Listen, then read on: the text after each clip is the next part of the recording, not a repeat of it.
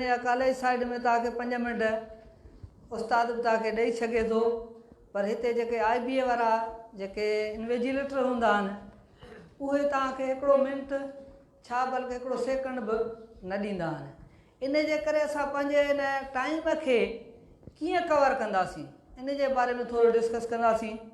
मूं वटि हिकु पैटर्न आहे पेपर जो, हू पहिरीं ॾींदा आहिनि एंसर शीट।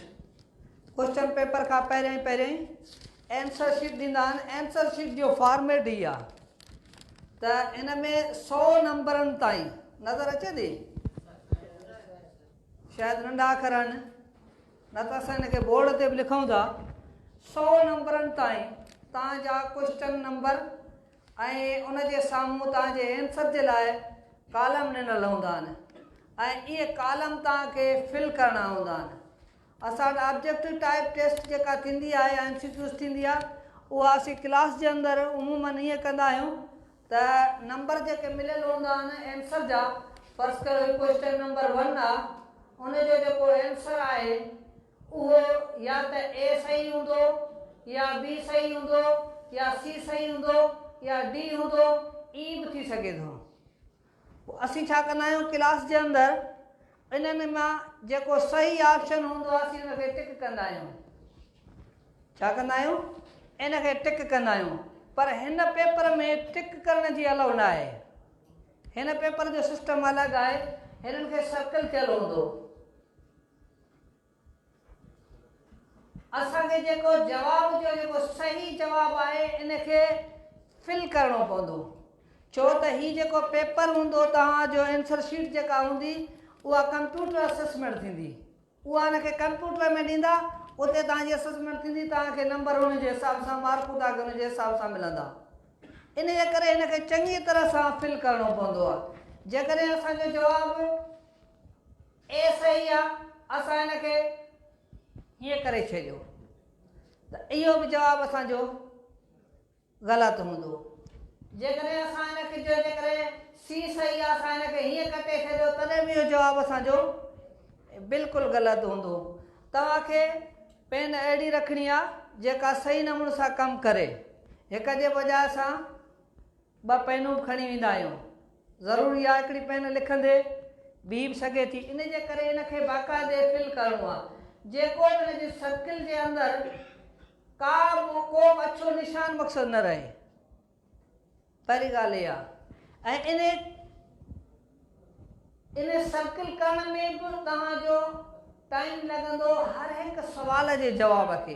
जेकॾहिं सर्किल पूरो भरियलु न हूंदो त कंप्यूटर तव्हांजो इन एंसर खे एक्सेप्ट न कंदो, उहो असांजो उहो जवाबु ज़ाया थी वेंदो। इनखे चङी तरह सां भरण जे लाइ बि असांखे टाइम जी ज़रूरत आहे। इन करे तव्हां वटि पंहिंजी वॉच हुजे जॾहिं पेपर में वियो। मोबाइल फ़ोन अलाउ न आहे। मोबाइल फ़ोन त कंहिं टेस्ट में अलाउ न आहे। टाइम जेको लिमिटेड हूंदो। पहिरीं तव्हांखे जेको एंसर शीट मिलंदी, एंसर शीट ते तव्हां पंहिंजो रोल नंबर वग़ैरह लिखी छॾींदो। इहो कमु पहिरियां करे छॾियो। इहो टाइम तव्हांजो ईअं न थिए जो पेपर स्टार्ट थियण वारे टाइम में तव्हां पंहिंजा रोल नंबर वेही भरियो त तव्हांजो इहो टाइम ज़ाया थी वेंदो। उन खां पोइ तव्हांखे मिलंदी क्वेश्चन पेपर मिलंदो। क्वेश्चन पेपर जो हिकिड़ो बुकलेट ठहियलु हूंदो। फर्स्ट कयो हीअ असांजो हिकिड़ो बुकलेट आहे, पर हीअ बुकलेट सील थियलु हूंदो, खुलियलु न हूंदो। बुकलेट तव्हांजो खुलियलु न हूंदो, बिल्कुलु सील थियलु हूंदो। इंस्ट्रक्शन्स तव्हांखे क्लास जे अंदरि मिलंदियूं। बाबा हाणे हीअ बुकलेट तव्हांखे क्वेश्चन पेपर तव्हांखे मिली वियो, तव्हां हिनखे ओपन न कंदव। छा कंदव? हुनखे तव्हां हुनखे रीड आउट कंदो। मथां इंस्ट्रक्शन्स लिखियलु हूंदा। जेके बि इंस्ट्रक्शन्स हुनजे मथां लिखियलु हुजनि तव्हांखे पहिरीं टाइम मिलंदो, हुनखे चङी तरह सां वेही पढ़ो त उन में इहो बि हूंदो त तव्हां जवाब खे कीअं फिल कंदो हुनजो नमूनो बि लिखियलु हूंदो। हुन ते इहो बि हूंदो त तव्हांजो जेको को बि निगेटिव मार्क्स न आहिनि। पेपर में कॾहिं ईअं थींदो आहे असां पब्लिशर्स कमीशन जे पेपर में निगेटिव मार्क्स हूंदियूं आहिनि। हिन में मुंहिंजे ख़्याल में त निगेटिव मार्क्स न हूंदियूं आहिनि। पर वरी बि उहो तव्हां शइ उहा कंफर्म कयो। जेकॾहिं निगेटिव मार्कूं आहिनि त उनजे लाइ अञा वधीक एहतियात करिणो पवंदो। जेकॾहिं निगेटिव न आहिनि त 100 जूं 100 जा 100 सुवाल तव्हांखे हल करणा पवंदा।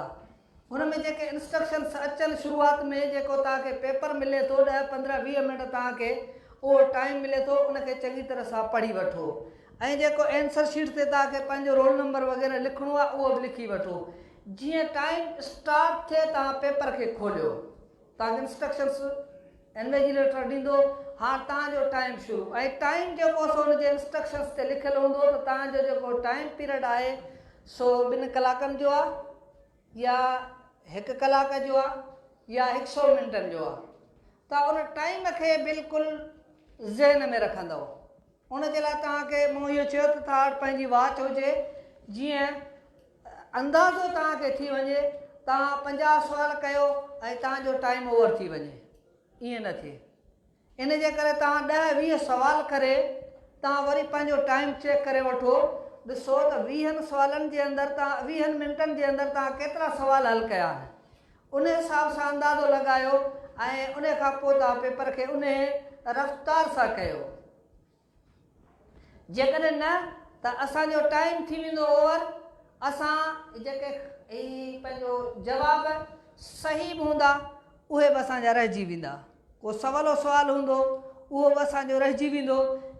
पहिरीं वरी अक्सर ईअं थींदो आहे त पहिरीं सुवालु पढ़ण सां गॾु माण्हू थोरो घणो निशान कंदो वेंदो आहे ताकी इहो आइडियो असांखे थी वञे त हीउ सुवालु नंबर पहिरियों जेको सुवालु तव्हांखे अचे थो पहिरीं उनखे कंदा हलो, पहिरें खां शुरूआति कयो, जेको विच में नथो अचे उनखे छॾींदा वञो, वरी नेक्स्ट पढ़ो, उन खां पोइ नेक्स्ट पढ़ो, जेको थींदो वञे उनखे कंदा वञो। भले 50 सुवाल तव्हां कयो, तव्हांखे हिकिड़ो अंदाज़ो बि थी वेंदो ऐं पहिरें दफ़े में सही जवाबु जेके तव्हांजो कॉन्सेप्ट चवे थो त हीउ जवाबु सही आहे, ए सही आहे या बी सही आहे, सी सही आहे या डी सही आहे या ई सही आहे, त उन्हनि खे सही कंदा हलो।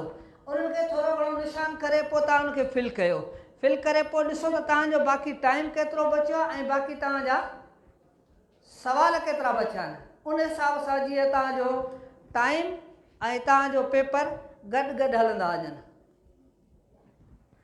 हाणे सिंधीअ जे हवाले सां ऐं वधीक त कोन टाइम वठोसि, तव्हांजो टाइम अॻे ई काफ़ी थी वियो आहे, त अॼोको जेको मुंहिंजो पीरियड हूंदो उहो सिर्फ़ु सिंधीअ जी अल्फ़ाबेट ते हूंदो, सिंधीअ जो या सिंधीअ जा जेके पंहिंजो आहिनि अखर आहिनि जंहिंखे चऊं उन्हनि ते हूंदो।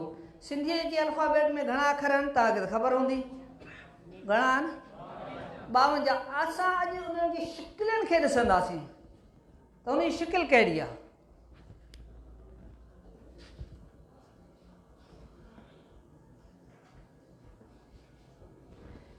हिन खे छा पढ़ंदासीं?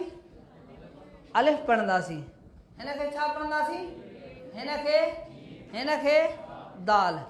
पर हाणे जॾहिं असां वटि सुवालु इहो अची सघे थो त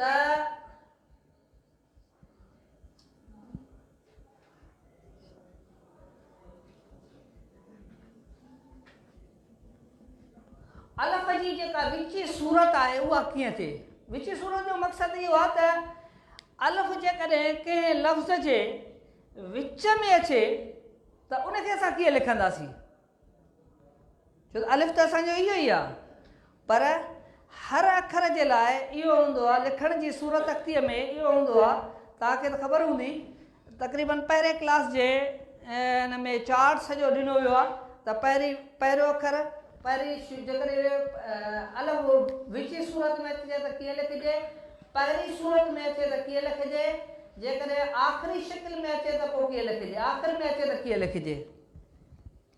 इन जे मुताबिक़ त जेकॾहिं असांजो अलिफ आहे त अलिफ खे असां पहिरीं सूरत में ॾींदासीं त असां ईअं लिखंदासीं, बिल्कुलु इहो ई अलिफ आहे जेको हिते असां लिखियो, इहो ई अलिफ। जेकॾहिं असांजो अलिफ विच में थो अचे त छा कंदा आहियूं जो पोयों अखर हुन सां मिलाए छॾींदा आहियूं। पोयों अखर मिलाइण जो मक़सदु जेकॾहिं फ़र्ज़ कयो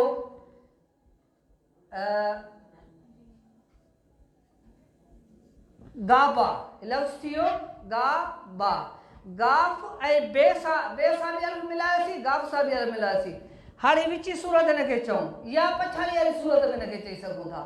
जेकॾहिं असां वटि हिते अचे त असां हिते गाफ खे छॾे करे असीं त थोरी अड़ी ॾेई पोइ हिते रखंदासीं। अलिफ जी विची सूरत इहा थी वई। ऐं अलफ़ जी आख़िरी सूरत बि इहा थी वई। पहिरीं सूरत, विची सूरत ऐं आख़िरी शिकिल। वरी था अचूं बे ते, त बे जी वरी पहिरीं सूरत हिते। हिन खे पूरो हेसि ताईं हीअं हाणे न लिखंदासीं।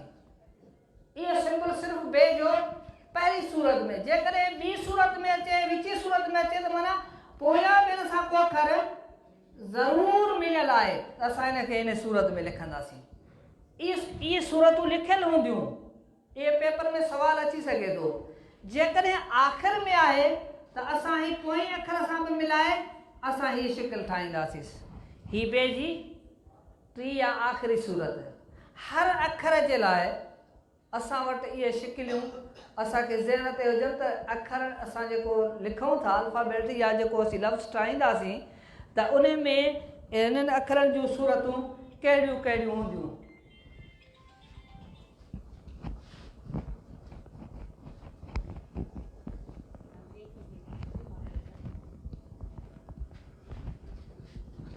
अलिफ तव्हांखे सम्झ में अची वियो। हीअ अलिफ जी पहिरीं सूरत आहे, हीअ ॿी सूरत आहे, हीअ टी सूरत आहे। बे जी ही पहिरीं सूरत आहे, बे जी ही ॿी सूरत आहे ऐं बे जी ही आख़िरी सूरत आहे। बे, बे, पे, भे, ते, थे, तक़रीबन हिननि जूं शिकिलियूं पाण में मिलंदियूं आहिनि। फ़र्क़ु सिर्फ़ु टुकनि जो आहे। इन जे करे इन हिसाब सां जेके बि अखर आहिनि, जीअं बे आहे, बे आहे, भे आहे, ते आहे, ठे आहे, से आहे, इन्हनि सभिनी जी शिकिल इहा थींदी। बाक़ी फ़र्क़ु कहिड़ो थींदो? सिर्फ़ु टुकनि जो। जेकॾहिं इन साॻे खे असां हिते ॿियो टुको ॾेई छॾींदासीं त अखर साॻियो थी वेंदो, ॿिए थी वेंदो। अहिड़े तरीक़े सां उन खां पोइ ॿियो कहिड़ो अखर आहे? फ़र्ज़ु कयो फे आहे, त फे जी ही पहिरीं सूरत थी वई। विची सूरत कहिड़ी थी? हितां हिन खे अखर मिलाए पोइ असांखे हिते लिखिणो आहे। ही फे जी विची सूरत थी वई। आख़िरी सूरत वारी फे जी असां हिन खे हितां मिलाए हिते ख़तमु कंदासीं। इहा फे जी आख़िरी सूरत। इन सां रिलेटेड कहिड़ा अखर हूंदा आहिनि? ॿियो फे सां गॾु फे हूंदो आहे। काफ़ वरी अलॻि आहे, काफ़ जेको उहो अलॻि आहे। या गाफ़ आहे, खे आहे, त हुनजी पहिरीं सूरत ई आहे, विची सूरत ई आहे, आख़िरी सूरत इहा थी वई। खे, गाफ़ ऐं गे, इहे अखर ईअं थींदा। उन्हनि खे सिर्फ़ु अड़ी वधीक ॾींदासीं, हिन खे टुका ॾेई असां हुनखे ज़ाहिर कंदा आहियूं। उन खां पोइ ॿियो कहिड़ो अखर आहे? दाल, त पहिरीं सूरत इहा थी वई, ॿी सूरत विच वारी इहा थी वई, आख़िरी सूरत बि अलफ़ वांगुरु हिन जी साॻी थी वेंदी। ठीकु आहे। उन खां पोइ दाल सां रिलेटेड जेके बि अखर आहिनि, ज़ाल, धे, ॾे, डे, इहे सभु इन्हनि में सिर्फ़ु फ़र्क़ु नुक़्तनि जो, टुकनि जो, इहो तव्हां सम्झी विया हूंदो। हुन खां पोइ फ़र्ज़ु कयो ये आहे, त ये जी जेका पहिरीं सूरत आहे उहा ई आहे, विची सूरत ये जी ही आहे ऐं आख़िरी सूरत वरी ये जी ईअं लिखंदा आहियूं। इहा थी वई ये। उन खां पोइ फ़र्ज़ु कयो हे, त असां हे जी पहिरीं सूरत ई कढंदासीं।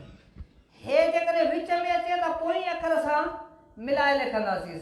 जेकॾहिं आख़िर में अचे त वरी इन तरीक़े सां हे, जीम, ये, ने, छे, इहे सभु इन सूरतुनि में अची वेंदा।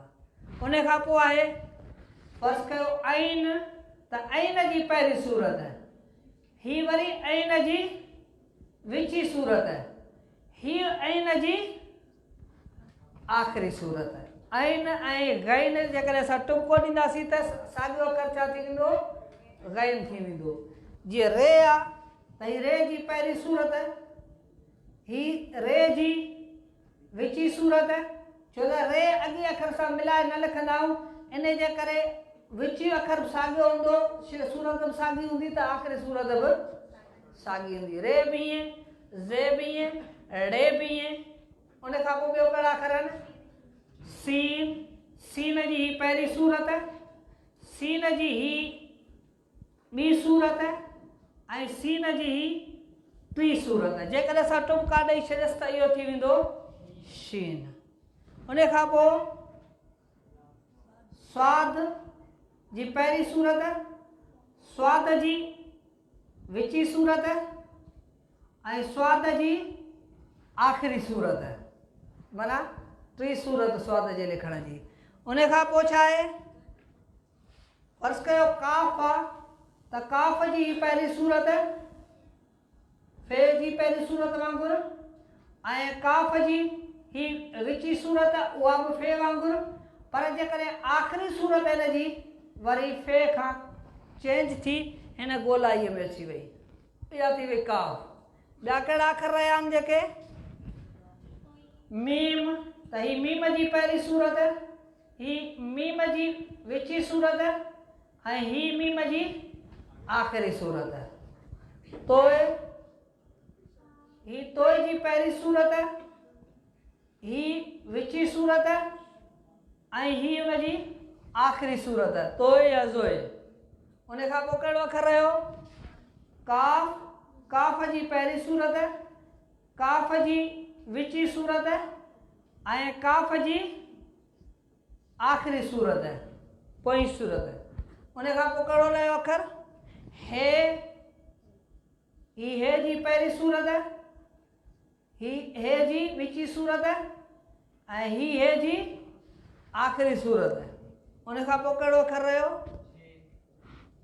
जे में उमूमन जेको सो हे ईंदी आहे गॾु, यानी कि तव्हां ईअं कयोसि जे जी ही पहिरीं सूरत, जे जी ही ॿी सूरत विची सूरत ऐं जे जी ही आख़िरी सूरत। लाम, लाम जी ही पहिरीं सूरत, लाम जी ही ॿी सूरत, लाम जी ही आख़िरी सूरत। ॿियो कहिड़ो अखर रहियो जेको हिन सां रिलेटेड हुजे, वाह, वाह जी पहिरीं सूरत, वाह जी ॿी सूरत ऐं वाह जी टी सूरत। नून जी पहिरीं सूरत, नून जी ॿी सूरत ऐं नून जी आख़िरी सूरत वारी चेंज थी वई। बाक़ी कहिड़ो अखर रहियो, ही पहिरीं सूरत,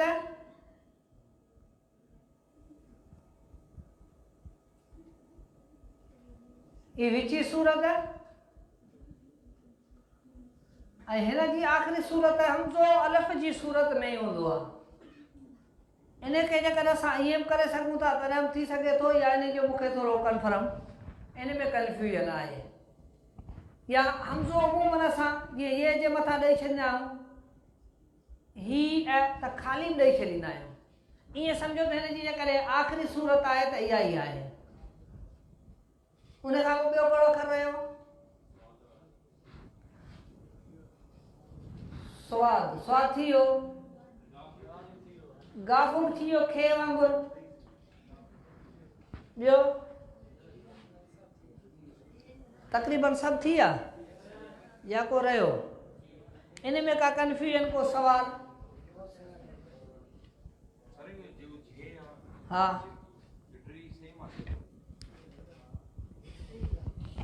जे सेम ना आहे, थोरो फ़र्क़ु आहे। अच्छा, ॿियो वरी हे ऐं जे में असां लिखण में सूरत अख़्तीअ में थोरो इहो बि फ़र्क़ु कंदा आहियूं, जेकॾहिं असां हे खे अलॻि लिखंदा आहियूं त हिन सूरत में लिखंदा आहियूं या हिन सूरत में लिखंदा आहियूं, पर जीम सां जेकॾहिं असां मिलाईंदा आहियूं त तक़रीबन असां हीअ शिकिल ठाहींदा आहियूं। जे करे थोरो इन में फ़र्क़ु आहे। जे जी जेका पहिरीं सूरत इहा ही आहे, विची सूरत विची सूरत ही आहे, ही विची सूरत हिते थोरी ग़लती थी वई, ही जे जी विची सूरत है ऐं ही वरी जे जी आख़िरी सूरत है। ॿियो